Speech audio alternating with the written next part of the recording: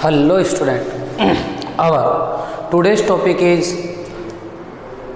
path length and displacement, या मैं बोलूँ डिस्टेंस और डिस्प्लेसमेंट। इन दोनों के बारे में आज अपन डिस्कस करने वाले हैं। देखो बात अपन ने पहले भी करा था, पहले इनका डेफिनेशन कर लिया था अपन ने कि भाई पाथ लेंथ क्या होती है और डिस्टेंस क्या होती है।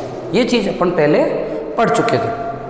बात करते हैं अपन पाथ लेंथ की या डिस्टेंस की। डिस्टेंस क्या होती है कि कोई भी ऑब्जेक्ट जिस पाथ से ट्रेवल करता है, कोई भी ऑब्जेक्ट जिस पाथ से ट्रेवल करता है इन दो ऑब्जेक्ट के दो पॉइंट्स के बीच में, ए और बी के बीच में, ये यहाँ से यहाँ तक मान लो अगर 7 मीटर चलता है तो इसकी डिस्टेंस कितनी होगी 7 मीटर। मतलब the length of the path covered by an object is known as distance.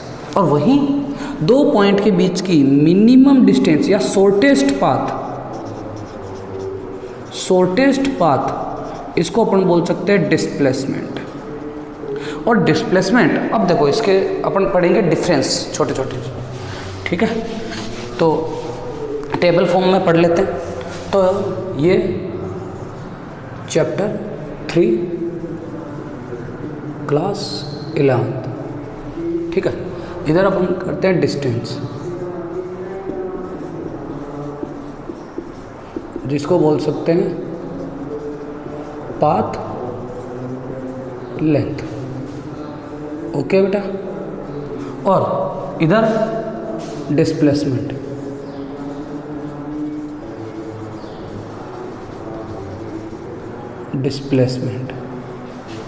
हाँ। तो एक एक डिफरेंस करते जाते हैं इनके।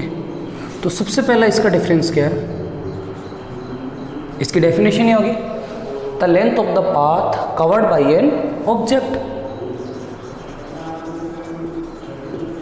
लेंथ ऑफ पाथ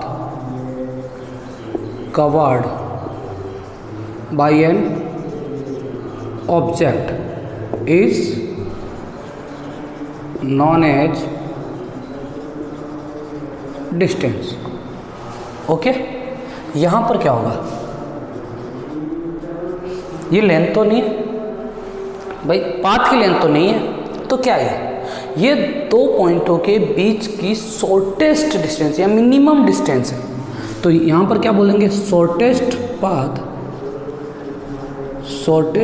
पाथ और minimum distance between two position of the object, to position of the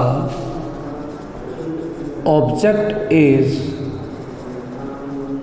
known as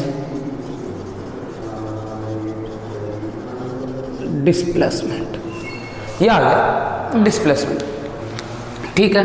second point भाई डिस्टेंस है, तो डिस्टेंस कैसी क्वांटिटी होती है, डिस्टेंस स्केलर क्वांटिटी होती है, क्योंकि इसमें कोई भी तुम्हें डायरेक्शन नहीं देगा। और अपन ने पहले डिस्कस क्या करा था कि दो क्वांटिटीज होती है फिजिकल में जिनमें डायरेक्शन के अकॉर्डिंग क्लासिफाई किया गया था, एक तो स्केलर और एक वेक्टर। स्केलर क्वांटिटी क्या होती है, स्केलर क्वांटिटी वो फिजिकल क्वांटिटी होती है जिन्हें केवल मैग्नीट्यूड से रिप्रेजेंट करते हैं। वहीं वेक्टर क्या होती है बेटा, वेक्टर क्वांटिटी वो फिजिकल क्वांटिटी होती है जिन्हें मैग्नीट्यूड के साथ साथ डायरेक्शन के साथ भी रिप्रेजेंट किया जाता है।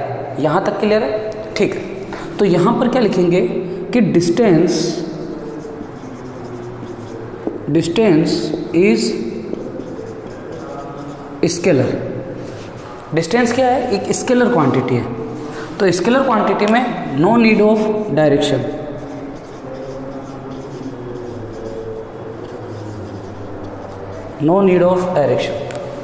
वही डिस्प्लेसमेंट कैसी क्वांटिटी है, डिस्प्लेसमेंट इज वेक्टर। और वेक्टर क्या होती है, represented by magnitude as well as its direction. कि भाई मैग्नीट्यूड से तो रिप्रेजेंट कर ही रहे हैं, साथ में इसकी डायरेक्शन से भी रिप्रेजेंट करना पड़ता है। मतलब अगर हिंदी में बोले तो जो दूरी है वो एक अदिश राशि होती है और जो विस्थापन है वो एक सदिश राशि होती है। ये डिस्टेंस मतलब दूरी और डिस्प्लेसमेंट मतलब विस्थापन। तो वापस बात करते हैं, तो डिस्टेंस मतलब दूरी। तो दूरी क्या होती है? किसी भी पिंड के द्वारा चली गई दूरी, किसी भी पिंड के द्वारा चले गए पथ की लंबाई। भाई कोई भी पिंड, अगर मैं बोल दूं कोई पिंड ऐसे जाके ऐसे आ रहा है तो उसके द्वारा चले गए पथ की लंबाई ये नहीं होगी, उसके द्वारा चले गए पथ की लंबाई ये होगी। और वहीं डिस्प्लेसमेंट क्या होता है? The minimum distance between 2 point, 2 पॉइंटों के बीच में, 2 स्थितियों के बीच का न्यूनतम दूरी। वहीं डिस्टेंस कैसी है? एक स्केलर क्वांटिटी है, तो मतलब बोल सकते हैं दूरी कैसी है? एक अदिश राशि है। और वहीं विस्थापन कैसा है? एक सदिश राशि है। तो यहां तक 2 पॉइंट हो गए। तीसरे पॉइंट की बात करते हैं। एक एग्जांपल से शो करता हूं। पहले मान लो मेरे पास ये कोई पॉइंट ए है, ये कोई पॉइंट बी है। अगर मैं यहां से, समझना, अगर मैं पॉइंटों को इस तरीके से बोल दूं, ये पॉइंट एक ए है, सोचो, और ये ऑब्जेक्ट गोल घूम के वापस ए पर ही आ जाता है ना। एक ऑब्जेक्ट है जो कंप्लीट रोटेट करता है सर्कुलर पाथ पर, और उसकी इनिशियल पोजीशन भी ए है और फाइनल पोजीशन भी ए ही है। यही इनिशियल पोजीशन और यही फाइनल पोजीशन। तो इसका अगर मैं डिस्टेंस बोलूँ, डिस्टेंस मतलब इसने कितनी डिस्टेंस कवर करी है? कितनी डिस्टेंस कवर करी है इसने? टोटल ये डिस्टेंस। और ये डिस्टेंस है क्या? अरे इसकी सरकमफेरेंस, और सरकमफेरेंस कितनी है इसकी? 2πr metre. लेकिन वहीं मैं इसी चीज की डिस्प्लेसमेंट की बात करूं, इसी चीज का डिस्प्लेसमेंट की बात करता हूं, तो देखो इसी पॉइंट से आके 2 इनिशियल पॉइंट और फाइनल पॉइंट के बीच की मिनिमम डिस्टेंस, भाई ये इनिशियल पॉइंट भी वही जहां फाइनल पॉइंट है, तो मिनिमम डिस्टेंस कितनी होगी दोनों पॉइंट के बीच की? 0। तो यहां पर जो डिस्प्लेसमेंट आएगा इसका वो कितना आएगा? 0। मतलब तुम इस चीजों को समझो कि डिस्टेंस क्या 0 हो सकती है किसी ऑब्जेक्ट की? नहीं हो सकती। पर क्या डिस्प्लेसमेंट 0 हो सकता है? हाँ। तो distance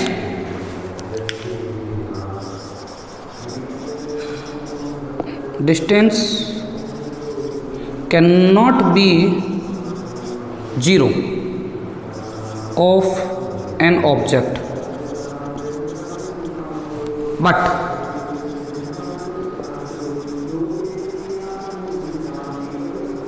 displacement is 0 of an object। कि मतलब डिस्टेंस कभी भी 0 नहीं हो सकती, पर डिस्प्लेसमेंट 0 हो सकता है, ये ध्यान रखना। क्या डिस्प्लेसमेंट डिस्टेंस के इक्वल हो सकता है? हाँ, डिस्प्लेसमेंट डिस्टेंस के इक्वल हो सकता है, पर जरूरी नहीं कि डिस्टेंस डिस्प्लेसमेंट के इक्वल हो। कैसे? एक एग्जांपल से करते हैं। देखो ये एक पॉइंट ए है, ये एक पॉइंट बी है, ए पॉइंट और बी पॉइंट। एक बंदा इस पाथ से लेता है, ये पाथ P1 है जिसमें वो कितना मीटर चलता है? 5 मीटर चलता है। और ये एक पाथ P2 है जिसमें वो 3 मीटर चलता है। तो यहाँ से अगर मैं देखा जाए A और B के, तो ये वाली तो इसके पाथ P1 की distance 5 metre and path P2 की डिस्टेंस 3 मीटर। अगर मैं इन दोनों का डिस्प्लेसमेंट बोल रहा चाहूँ, इन दोनों पाथ का डिस्प्लेसमेंट, तो पाथ P1 का डिस्प्लेसमेंट भी यही 3 मीटर, और पाथ P2 का डिस्प्लेसमेंट भी क्या? 3 मीटर। देखो दोनों पाथ का डिस्प्लेसमेंट इक्वल है, लेकिन अगर मैं थोड़ा सा नज़र इस पे डालूं कि पाथ P2 की डिस्टेंस और पाथ P2 का displacement both are equal to each other, तो यहाँ से डिस्टेंस ऑफ पाथ P2 बराबर displacement of path P2 is equal to each other. पर वहीं अगर मैं यहाँ बोलूँ distance of path P1 is not equal to distance of displacement of path P1, दोनों डिस्टेंस और डिस्प्लेसमेंट अलग अलग पाथ P1 के लिए, जबकि पाथ P2 के लिए सेम, तो अपन यहाँ से क्या बोल सकते हैं कि डिस्प्लेसमेंट डिस्टेंस के इक्वल हो भी सकता है और नहीं भी हो सकता है। किस केस में इक्वल हो सकता है? जब पाथ क्या हो, एक स्ट्रेट हो। स्ट्रेट मतलब अगर मैं स्ट्रेट को डिफाइन करूं तो स्ट्रेट मतलब क्या होगा बेटा? अरे स्ट्रेट मैंने पहले भी बताया, स्ट्रेट का मतलब कोई भी चीज को मैं बोल सकता हूं स्ट्रेट। जैसे यहां एग्जांपल, अगर मैं वर्डिंग बोलूं स्ट्रेट, स्ट्रेट को हिंदी में बोलते हैं सरल। अगर ये कोई लाइन है, ये स्ट्रेट है, दो पॉइंटों के बीच की स्ट्रेट लाइन, मेरे को कैसे पता चलेगा एक स्ट्रेट लाइन? मतलब क्या चीज़ करूँ कि मेरे को पता लग जाए? नहीं, मेज़र करने का कोई तो होगा इसमें सिनेरियो। नहीं, सोचो स्ट्रेट कितना एंगल बना रही होगी? 180 डिग्री का। तो ध्यान रखना, अगर ये 180 डिग्री का एंगल बनाए, है ना, किसी एक पॉइंट से लेके, तो ये पक्का स्ट्रेट लाइन होगी। ठीक है। और दो पॉइंटों के बीच की कौन सी मिनिमम डिस्टेंस? हमेशा एक स्ट्रेट लाइन होगी। दो पॉइंटों के बीच की मिनिमम डिस्टेंस हमेशा एक स्ट्रेट लाइन होगी, वो भी बोल सकते हो। और किसी भी पॉइंट पर ये एंगल कितना बनानी चाहिए? 180 डिग्री। तब ये एक कैसी लाइन होगी? स्ट्रेट लाइन होगी। ये तुम बोल सकते हो कि ये कैसी लाइन है? एक स्ट्रेट लाइन है। कितने डिग्री का एंगल बनना चाहिए? 180 डिग्री। तो आज का अपना जो टॉपिक था, difference between the distance and displacement. Clear है बेटा? ये क्वेश्चन तुम्हारे एग्जाम में बहुत बार पूछा गया।